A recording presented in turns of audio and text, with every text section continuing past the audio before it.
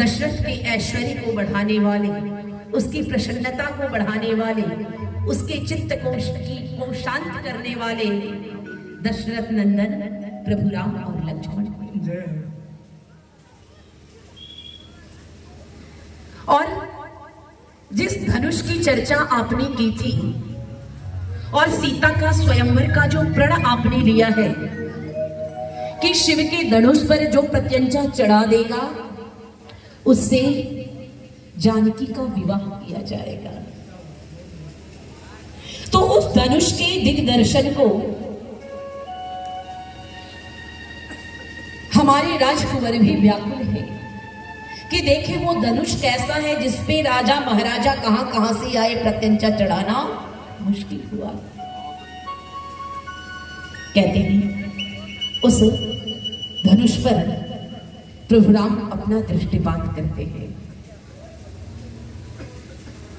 और जिस धनुष पर राजा महाराजा प्रत्यंचा नहीं चढ़ा पाए उसे क्षण भर में प्रत्यंचा चढ़ाने में प्रभु राम को वक्त नहीं लगा और जो ही प्रत्यंचा चढ़ी वो धनुष दो टुकड़े में टूट गया।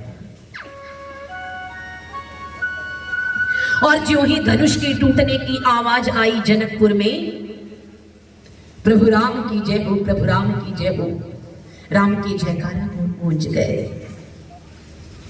जो जनक अब तक हताश थे, निराश थे, ऐसा महसूस कर रहे थे कि शायद मेरी जानकी के लिए विधाता ने कोई युवराज नहीं रचा है, कोई वीर पुरुष ये धरती वीरों से विहीन हो गई है। आज इनका स्वप्न पूरा हुआ, आज इनका इंतजार पूरा हुआ। और जो ही धनुष टूटा, सीता मैया के विवाह की तैयारी की गई, स्वयंवर की तैयारी की गई। और मेरी बहनों, विचार करना, जिस देश में मूर्खों ने नारा लगा दिया था स्त्री शूद्रो ना धियताम, स्त्री और शूद्र को वेद पढ़ने पढ़ाने का अधिकार नहीं है। प्राचीन इतिहास को देखना, रामायण काल को पढ़कर देखना, महाभारत काल को पढ़कर देखना, हमारे देश की बेटियां, हमारे देश की बेटियां कैसी वीरांगनाएं हुआ करती थी, यहाँ की देवियां कैसे विदुषियां हुआ करती थी, और जिस पर नारा लगा दिया कि इनसे वेद पढ़ने का अधिकार छीन लिया गया। कहते हैं, याद रखना, इस सृष्टि में ईश्वर के बाद सबसे ऊंची सत्ता किसी की है तो वो नारी शक्ति की है, क्योंकि ये सृष्टि नारियों से ही है। विचार करना, उन दिनों हमारे देश में नारियों का क्या सम्मान था, बेटियों को अधिकार था कि अपना वर स्वयं ढूंढ ले, और ऐसे वर नहीं ढूंढती थी, वो अपनी योग्यता के अनुकूल ढूंढती थी। याद करना भारती को, याद करना विद्योत्मा को, विद्योत्मा ने शर्त रखा था जो मुझे शास्त्रार्थ में हरा देगा मैं उसी से विवाह करूंगी। ऐसी विदुषियां हमारे देश की बेटियां हुआ करती थी, लेकिन मध्यकालीन युग में हमारे देश से नारियों से शिक्षा छीन लिया गया। पर फिर भी जहां प्रतिभा होती है ना, कितना भी दबाओ सूर्य को, वो अपना चमक नहीं छोड़ता है। कहते हैं सीता मां का स्वयंवर होता है, सीता मां स्वयं अपने वर का चयन करती है और प्रभु राम से सीता का विवाह होता है। जब प्रस्ताव और तैयारी की गई कि प्रभु राम का विवाह सीता से होगा, फिर विचार किया कि सीता की एक बहन कौन है। सीता की बहन का क्या नाम था जी? बोल दो जोड़ते, उर्मिला। कहा जब लक्ष्मण जी हैं तो उर्मिला का भी विवाह किया जाए, और विवाह का प्रस्ताव रखा गया। तो प्रभु राम कहते हैं पहले मेरे पिताजी को बुलाओ। क्या कहते हैं? पहले मेरे पिताजी को बुलाओ, उनके आशीर्वाद के बिना कुछ भी नहीं हो सकता। वहां के राजा महाराजा कहते, अरे तुम्हारे यहाँ तो प्रथा है कई पत्नियां रखने का, कई पत्नियां रखने का। तुम्हारे पिता ने भी 3 विवाह किया, तुम्हारे पूर्वजों ने भी कई कई पत्नियां रखा। अभी तुम विवाह कर लो, फिर घर जाके पिता के सामने दूसरा विवाह कर लेना। पर मेरे प्रभु राम क्यों थे? मेरे भगवान राम क्यों थे? वो राम कहते हैं मैं अपनी अर्धांगिनी को वो दुख नहीं देना चाहता जो मेरी माँ कौशल्या के रहते सुमित्रा के आने पर माँ कौशल्या को दुख प्राप्त हुआ। मैं अपनी अर्धांगिनी मंदाकिनी को वो दुख नहीं देना चाहता जो माँ कौशल्या सुमित्रा के रहते कैकेयी के आने पर माँ कौशल्या सुमित्रा को दुख प्राप्त हुआ। विचार करना, भगवान राम थे। इन्हीं सब गुणों से तो भगवान राम थे। मैंने प्रथम दिन भी बताया था, क्यों जी, इक्ष्वाकु वंश में तो भगवान राम से पहले बहुत राजा हुए, लेकिन राम की ही गुणगान क्यों की जाती है, राम के गुणों का बखान ही क्यों किया जाता है, राम कथा की ही चर्चा क्यों होती है, राम कथा ही विशाल पांडाल में क्यों रखा जाता है, दशरथ कथा क्यों नहीं रखा जाता, अज कथा क्यों नहीं रखा जाता, अष्टपति महाराज कथा क्यों नहीं रखा जाता? क्यों? क्योंकि भगवान राम ने जो त्याग किया, इक्ष्वाकु वंश में किसी ने वो त्याग नहीं किया। विचार करना मेरी माताओं, कहते हैं राम और लक्ष्मण का विवाह निर्धारित होता है कि राम के साथ सीता का विवाह और लक्ष्मण के साथ उर्मिला का विवाह। फिर दशरथ जी कहते हैं मेरा एक भाई है जिसका नाम कुशध्वज है, उसकी भी 2 कन्याएं हैं, और जैसे मुझे मेरी सीता प्यारी है, जैसे मुझे मेरी उर्मिला प्यारी है, वैसे ही मेरी वो दोनों बेटियां भी प्यारी है। जब दशरथ आ रहे तो दोनों भाइयों को भी बुला लिया जाए, और दशरथ के साथ भरत और शत्रुघ्न भी आते हैं, और फिर विवाह की तैयारी होती है।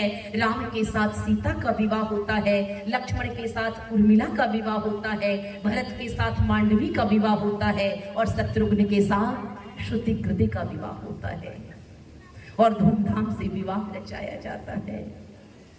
विवाह के समय बेटी के घर में तो बहुत आनंद आता है, क्यों जी? पूरा घर खुशियों से भरा हुआ रहता है, पूरा घर खुशियों से भरा हुआ रहता है। पर जब विदाई का समय आता है ना, गांव में किसी की भी बेटी का विवाह हो तो ऐसा प्रतीत होता था कि पूरे गांव का विवाह है, पूरे गांव की बेटी की विदाई हो रही है। हर माँ के आंखों में आंसू हुआ करता था, हर बहन के आंखों में आंसू हुआ करता था। वो हमारे गांव में इतना प्यार हुआ करता था। लेकिन आज हमारे यहाँ क्या हो रहा, होटलों में विवाह हो रहा है, क्यों जी? ज्यादा संपन्न है तो चल दिए कहाँ, कुशीनगर, यहाँ नजदीक में वही है ना जी, और कुशीनगर में जाके होटल बुक कर लिया, पथिक निवास में। ज्यादा संपन्न है तो पथिक निवास में कर दिया, और कई होटल थे क्योंकि अपना निवास ही वही है। आए दिन विवाह होता है होटलों में।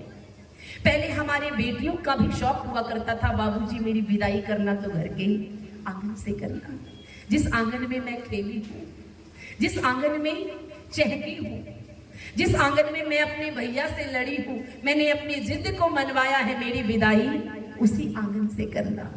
पर आज बेटियां कहती है टॉप के होटल में विवाह करना, क्यों जी? विवाह कोई बार बार थोड़े ही होता है।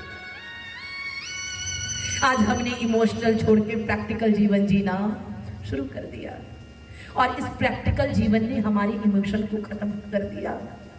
आज बाप बेटे के बीच इमोशन नहीं है, भाई भाई के बीच इमोशन नहीं है, क्यों जी?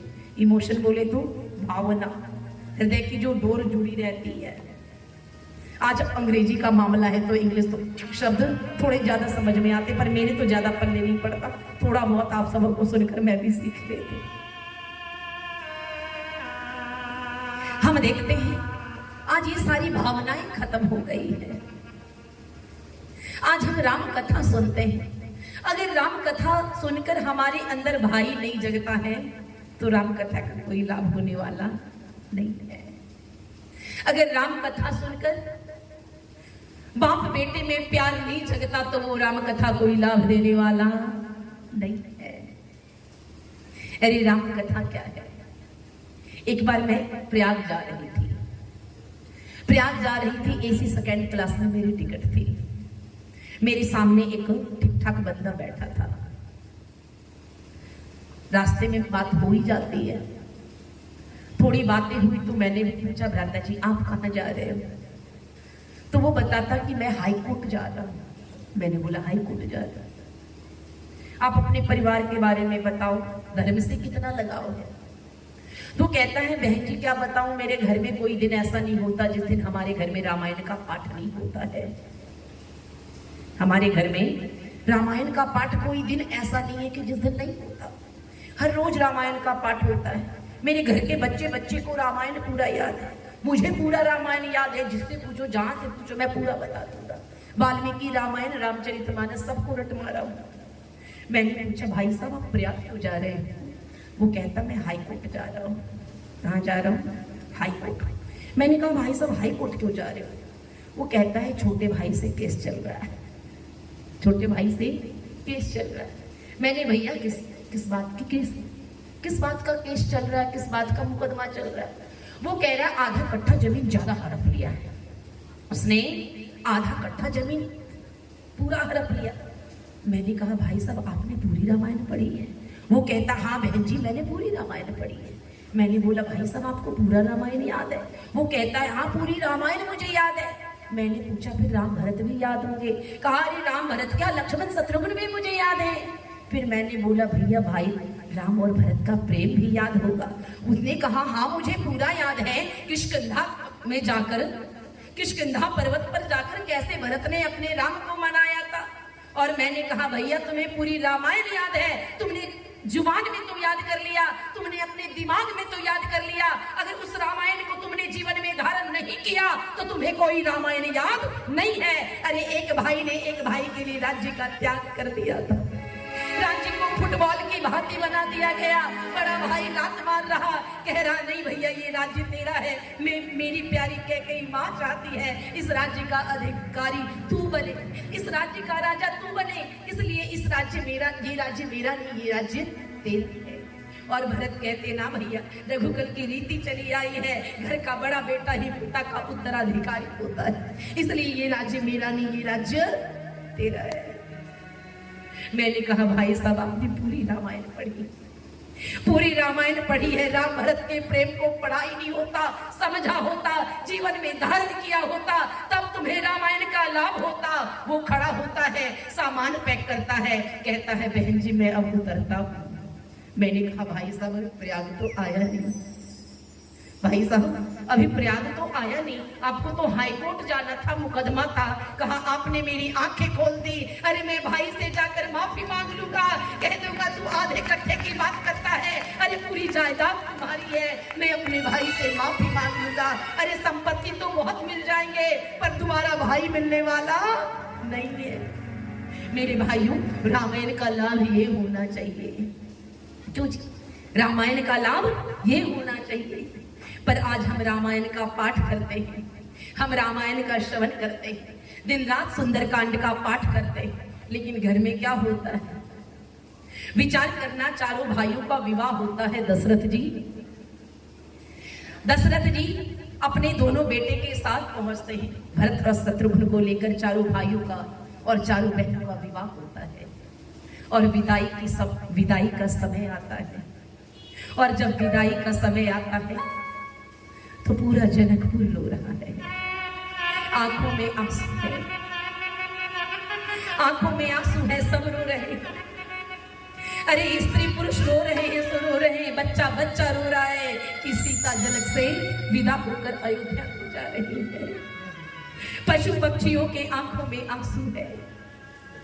और मेरी बहनों कहते हैं उस समय जनक जी अपनी बेटी को की विदाई करते हैं, और विदाई के समय क्या कहते हैं?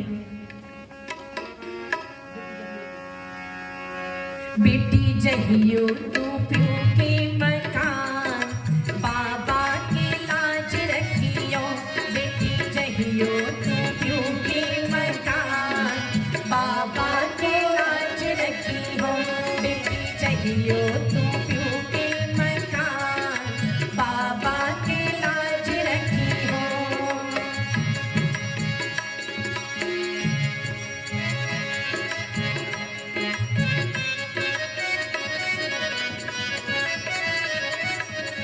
सब मिलकर बोले, और आप सब भी अपनी बेटी की विदाई में ये गीत गाएं। लाग रखियो, लाग रखियो, लाग रखियो, लाग रखियो, लाग रखियो। बेटी जहियो तू जइयो तू पीऊ के मकान, बाबा के लाज रखियो। बेटी जइयो तू पीऊ के मकान, बाबा के लाज रखियो।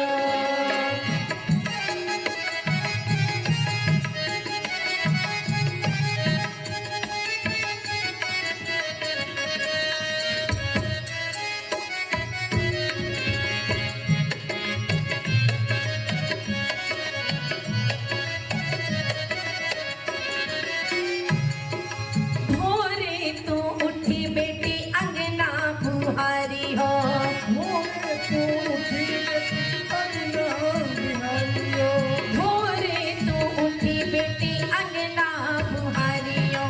अंगना बुहारी बेटी सबके जगई हो, अंगना बुहारी बेटी सबके जगई हो। नित्य सास ससुर के, नित्य सास ससुर के करी हो प्रणाम, बाबा के लाज रखियो। नित्य सास ससुर के करी हो प्रणाम, बाबा के लाज रखियो। बेटी जइयो तू, बेटी जइयो तू पीऊ के मकान, बाबा की याद रखियो।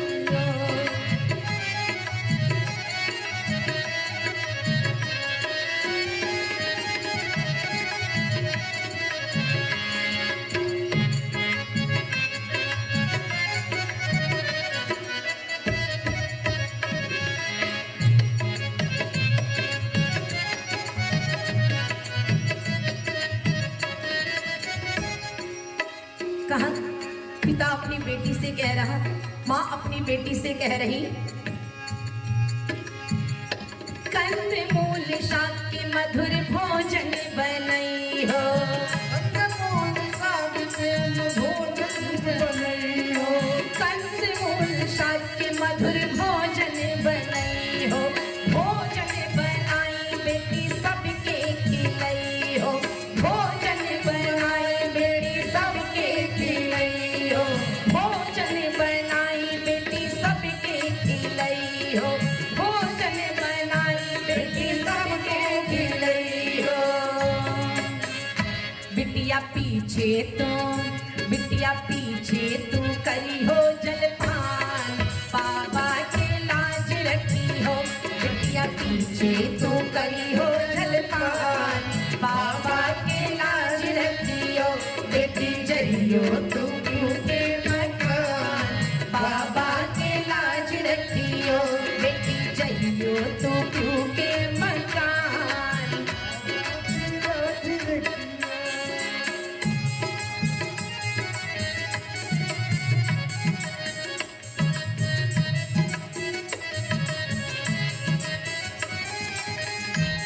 हमारे पत्रकार महोदय हर पत्र में, हर अखबार में सूचना दे रहे हैं। हृदय से इनका स्वागत करती हूँ, सम्मान करती हूँ।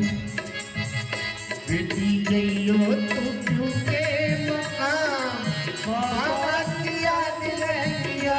बेटी जइयो तू पीऊ के मकान, बाबा के लाज रखियो।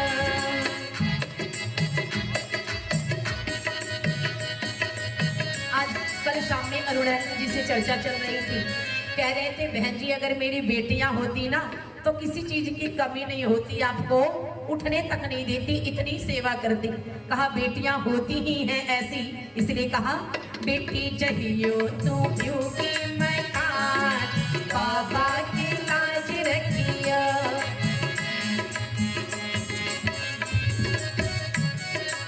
बाबा की याद रखियो।